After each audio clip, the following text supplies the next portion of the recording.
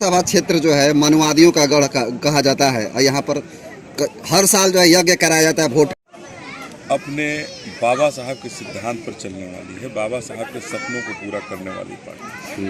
माननीय काशीराम साहब के उस मिशन को पूरा करने के लिए बीएसपी की तैयारी है और निश्चित रूप से ये यज्ञ करा ले या राम मंदिर के पूजा का चारों तरफ घोषणा करें, लेकिन बहुजन समाज पार्टी के लोग यज्ञ हैं और बाबा साहब में चूँकि इनकी बहुत ही हर किसी को बाबा साहब के अंदर आस्था है, विश्वास है। चूँकि बाबा साहब ने हमें इस जीवन को जीने का आज़ादी दी, तो हम अपने बाबा साहब के इस आज़ादी के साथ वो जश्न मनाना चाहते हैं कि बाबा साहब ने जो हमें आज़ादी दी है, तो हम अपने बहुजन समाज पार्टी को जिता करके उनके सपनों को पूरा कराने के लिए। चूँकि आज आज़ादी के 74 जब संविधान को लागू हुए 74 साल गुजर गए, आज भी हमारा बहुजन समाज पिछले पायदान पर खड़ा है। इसके लिए दोषी कौन? बाबा साहब ने तो सोचा था कि 10 साल में हमारा समाज आगे बढ़ जाएगा, लेकिन 74 साल में भी हम पीछे हैं, पिछले पायदान पर हैं। तो ये लड़ाई जो है, ये लड़ाई सामंतवाद और मनुवाद के खिलाफ अम्बेडकरवाद की लड़ाई, और इस लड़ाई में निश्चित रूप से 2024 के जो चुनाव है, इस चुनाव में निश्चित रूप से हमारा अम्बेडकरवाद सब पर भारी होगा और सामंतवाद और मनुवाद दोनों का खात्मा हमारा अम्बेडकरवाद। अब बक्सर लोकसभा क्षेत्र के विभिन्न पंचायतों में जा रहे हैं, संविधान बचाओ संकल्प सभा का आयोजन करा रहे हैं, क्या उद्देश्य है इसका? देखिए, ये भारतीय जनता पार्टी की जो सरकार है, ये कह रही है कि हम आएंगे तो सत्ता में आएंगे तो संविधान बदल दें। इसी संविधान से हमें आज़ादी मिली, शूद्रों से आज़ादी मिली, शूद्रों के जीवन से आज़ादी मिली, हमारे लोगों को नौकरियां मिली।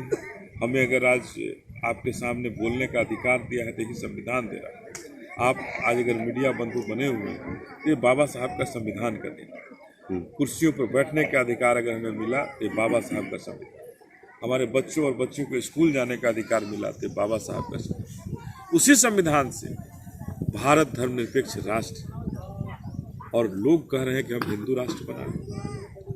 इन्हीं सब बिंदुओं पर हम सभी अपने संविधान को बचाने के लिए, कि हमारा राष्ट्र धर्मनिरपेक्ष राष्ट्र है, चूँकि हमारे संविधान में लिखा हुआ है, और हमारे यहाँ गंगा जमुना तहजीब पर हमारा भारत चलता है और भारत के लोग रहते हैं, भारत में लोग रहते हैं गंगा जमुना तहजीब। तो इस तरह का जो लोग वातावरण पैदा कर रहे हैं, उसको रोकने के लिए ज़रूरत है बहुजन समाज पार्टी की सरकार को। सर, बिहार में बड़े बड़े नेताओं के साथ जो SC ST OBC के लोग हैं, उन लोगों को डायरेक्ट टारगेट किया जा रहा है ED CBI के द्वारा। सर, इस पर क्या कहना चाहेंगे?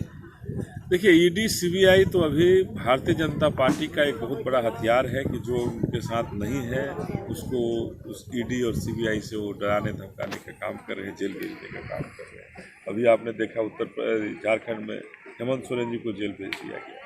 तो जो भारतीय जनता पार्टी में नहीं है उनको जेल भेजा जा रहा है, लेकिन ये लोकतंत्र की हत्या है। और जब तक बहुजन समाज पार्टी की बहन मायावती की सरकार नहीं आएगी, देश की प्रधानमंत्री नहीं बनेगी, तब तक इनको बंद नहीं किया जा सकता। और भारतीय जनता पार्टी को हटाने के लिए एकमात्र विकल्प है बहन मायावती। सर, बिहार में जो अभी नीतीश सरकार थी RJD में, तो सर भाजपा में किस उद्देश्य से ले चले गए? सर, क्या ऐसा समस्या हुआ था? ये तो नीतीश कुमार बताएंगे ना ये क्या समस्या रहा होगा, लेकिन उनको बिहार के कोने कोने में यही कहा जाता है कि पलटू चाचा जी। तो पलटू चाचा है, कब किधर पलट जाएंगे अपने कुर्सी को बचाने के लिए। ये बड़ा विचित्र है कि बिहार का विकास वो नहीं देख रहे हैं। बिहार में बच्चों का नौकरी मिले इसकी उनकी ये नहीं है, उनको अपने कुर्सी की चिंता है और केवल कुर्सी बचाने के लिए वो उलट पुलट कर रहे हैं। ऐसा नहीं है कि सर कि भाजपा के डर से वो लोग उसमें शामिल हो गए? देखिए, ये नीतीश कुमार जी जानते होंगे, लेकिन हमारा यही कहना है कि चाहे किसके डर से, किसी के डर से हम राजनीति क्यों करें? मुख्यमंत्री किसी के डर से हम बनेंगे? अरे मुख्यमंत्री बनेंगे तो बिहार के लोगों का कल्याण चाहिए, बिहार का विकास होना चाहिए। जो नीतीश कुमार के रहते बिहार का विकास नहीं हो रहा है, और बिहार के विकास को रोककर मुख्यमंत्री बनना केवल चाहते हैं और इनके पास कुछ नहीं है। सर, भाजपा के राष्ट्रीय कोऑर्डिनेटर आकाश आनंद जी बिहार में पदयात्रा स्टार्ट करने वाले हैं, तो क्या उद्देश्य है उसका? देखिए, निश्चित रूप से बाबा साहब का जो सपना है, उस सपना को संजोना, उस सपना को आगे बढ़ाना, उस सपना को पूरा करना ही बहुजन समाज पार्टी का उद्देश्य है। और निश्चित रूप से आनंद प्रकाश जी का भी यही है कि वो पदयात्रा करके लोगों को जोड़ेंगे और जोड़ करके बहन जी को प्रधानमंत्री बनाने के लिए रास्ता बनाएंगे। चलिए